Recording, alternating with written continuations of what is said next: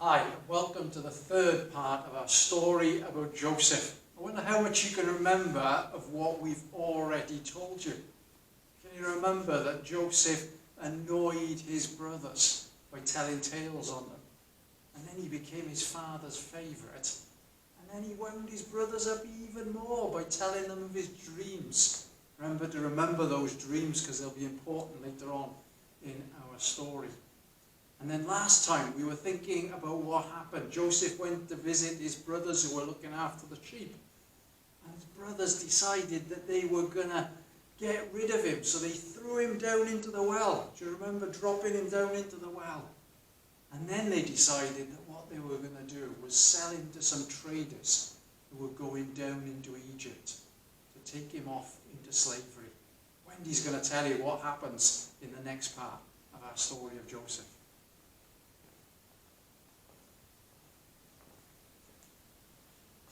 Hi everyone, next part of the story.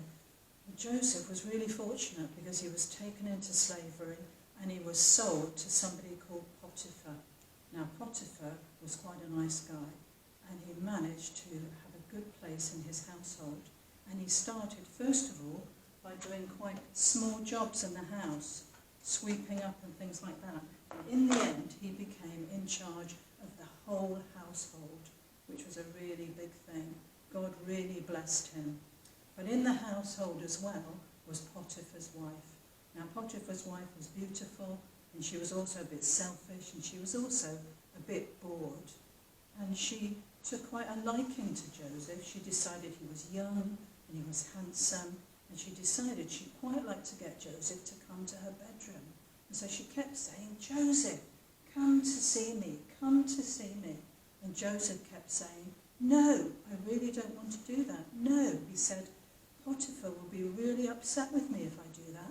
And also God will be really disappointed with me. I don't want to break the rules." Now it's been really hard for us lately, hasn't it? Because we've been on lockdown. It's a bit easier now, but we've had to stay in the house. We haven't been able to see our friends. We haven't been able to go to the park. We haven't been able to be as free as we want to be because we've had to keep the rules, haven't we, to keep us safe and to keep everybody else safe.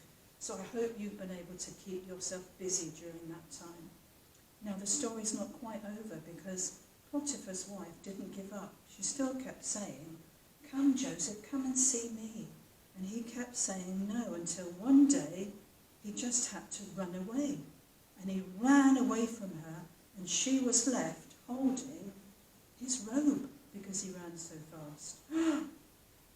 All that was left. And instead of being honest, what she did was she lied. And she told a lie to her husband about Joseph.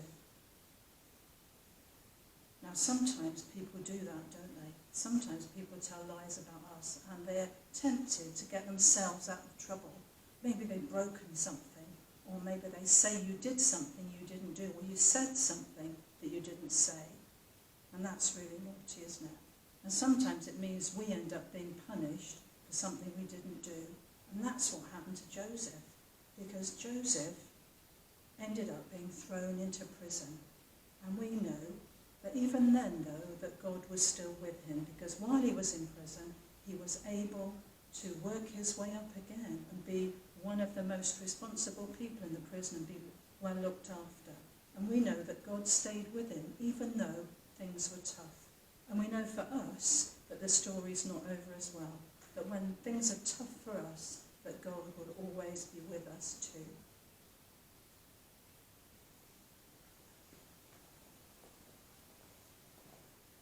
So it's exciting, isn't it, what's happening in that story of Joseph and how things go up and down for him.